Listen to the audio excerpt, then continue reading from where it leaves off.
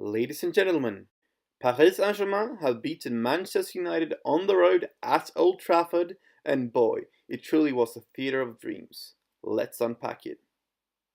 There are so many things to be said surrounding this game, and feelings are still running high. But I'm going to do my very best to explain what went right for PSG and what went wrong for United. This is going to be a tactical and statistical analysis of the game, but I'm also going to comment on players and managers' specific performances if I felt they warranted praise or criticism. Before we get into the video, I want to remind you to please press subscribe, either via the annotation or under the video. A thumbs up, of course, is very much appreciated, and why don't you tell me your thoughts on the game down below. Let's go. I'm going to aim to go through the game somewhat chronologically, starting with the starting lineup, as depicted by most broadcasting sites. It was a 4-2-3-1, Man-Marquinhos double pivot in midfield, attacking midfield, Di Maria, Julian Draxler, Dani Alves, Mbappé up front, and of course, the back four behind them. That is not the lineup that we saw during the game, however. As we've seen previously this season, Thomas Tuchel's PSG side is very different structurally in possession and then without it. In possession, Juan Bernat would push on down the left-hand side, and Dani Alves would take the equivalent position on the right. Thilo Kehrer, on the other hand, would tuck in, creating a three-at-the-back formation. Midfield would consist of Marco Verratti, Marquinhos, and often one of Draxler or Di Maria, with the other one joining Kylian Mbappé in attack.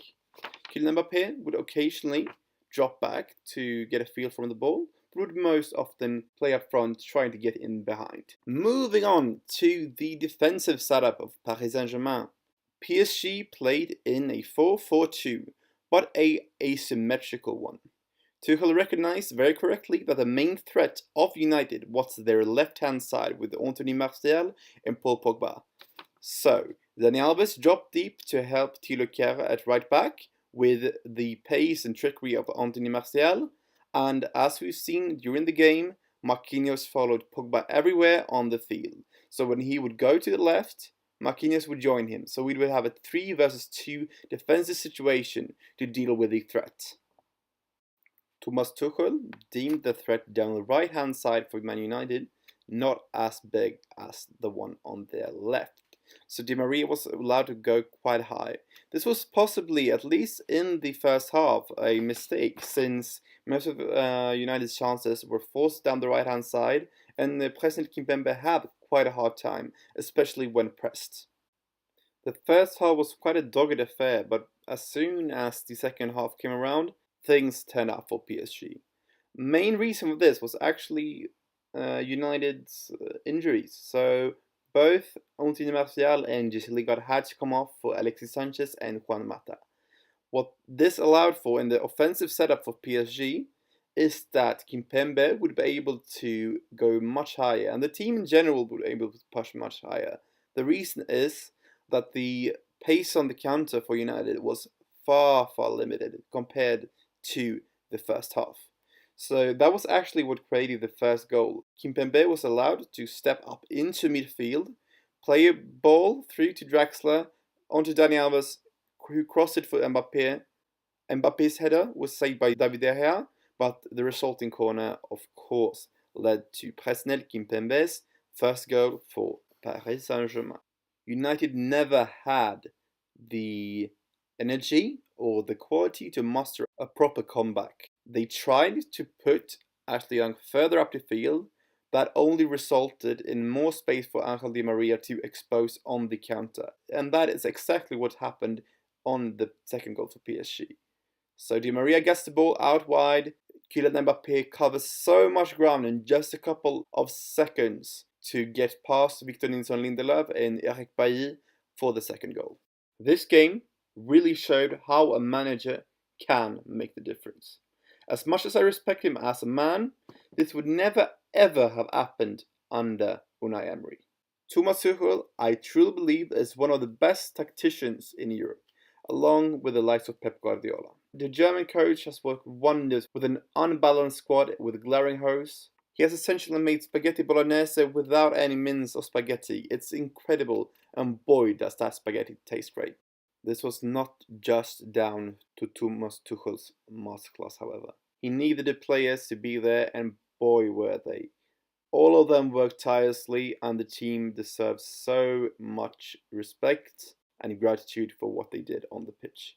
I do want to mention a couple of players in particular who I feel did an amazing job. So first up, Marquinhos. The Brazilian centre-back, now a defensive midfielder, completely overpowered and removed United's main threat from the game. That is no mean feat. No midfielder in Europe's top 5 leagues has scored or assisted more than the Frenchman this season. I've added some of Pogba's stats from games under Ole Gunnar Solskjaer and the game yesterday for comparison. The result is quite remarkable.